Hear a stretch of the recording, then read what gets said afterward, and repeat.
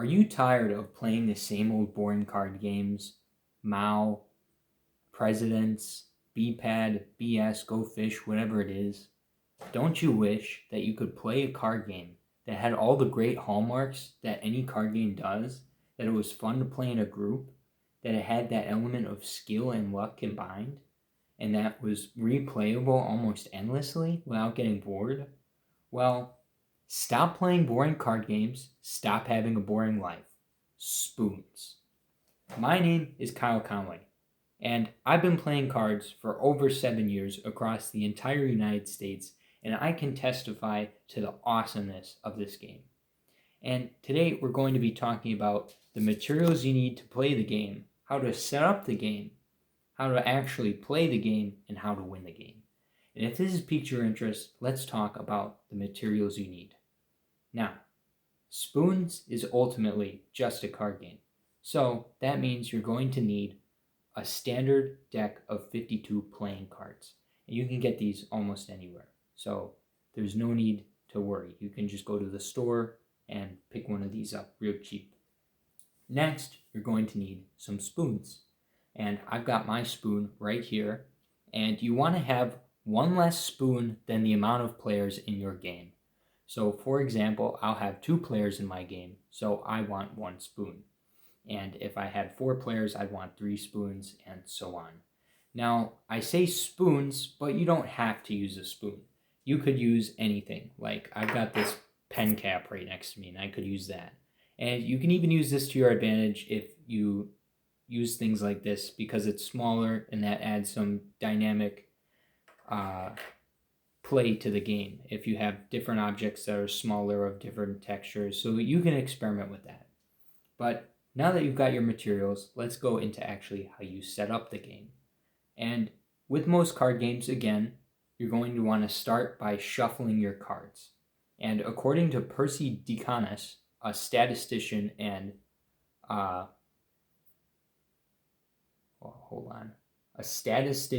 mathematician from Stanford University, you want to shuffle a deck of cards up to 7 times in order for it to be completely random from the last game, which I've done already because I'm very well prepared.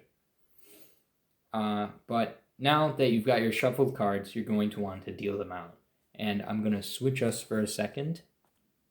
Okay, so you're going to want to deal your cards. So you're going to take your shuffled deck and you're going to put them out face down on the table for every player you have. And you want to deal out 4 cards each.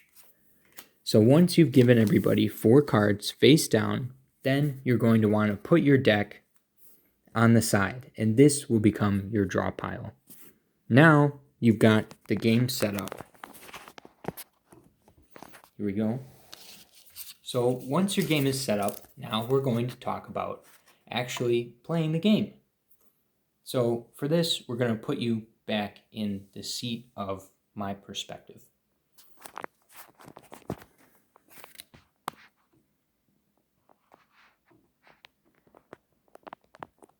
Now, there are 2 ways that you can get a spoon, which is the ultimate objective of the game. You want to have a spoon by the end of the game.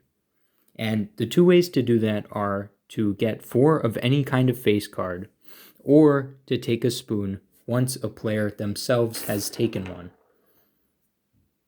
Now, to get 4 of a card, 4 of a kind, you're going to want to have to go through the draw process. So I'm going to pick up my cards, and this is when the game starts. I'm going to pick up my cards, and then the first thing I'm going to do is draw a card.